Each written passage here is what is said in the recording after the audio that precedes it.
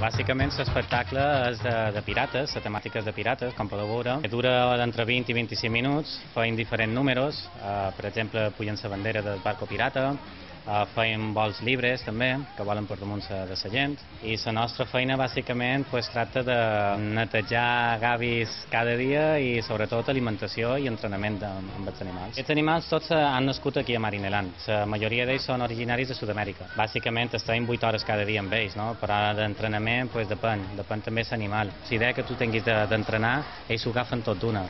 El que llavors cada un és més gandul o està més interessat o no. Com un nen de 3 anys, exactament el mateix. Jo el més complicat de moment és fer el vol lliure. Convèncer un animal que pot volar però que ha de tornar a tu, jo ho trobo bastant complicat. El Rosita és una cacatua moluca, també va néixer aquí i demanarem si me'l vol dir el seu nom. Rosita, ¿cómo te llamas?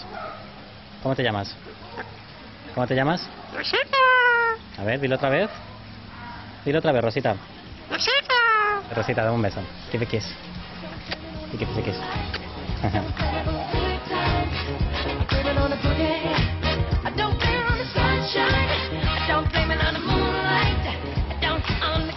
Esta es Lolita, es una cacatúa sulfúrea y es nuestra vigía del barco.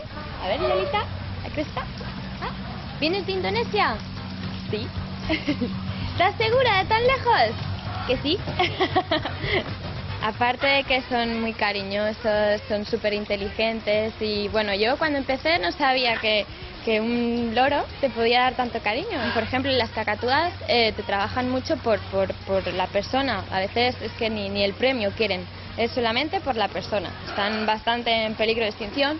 De hecho, tenemos al guacamayo jacinto, ya quedan muy poquitos. Cuando vayamos a comprar un animal, pues que sean ya nacido en cautividad, que no sea sacado de la selva y ayudar un poquito. Pues un besito y bueno, os esperamos.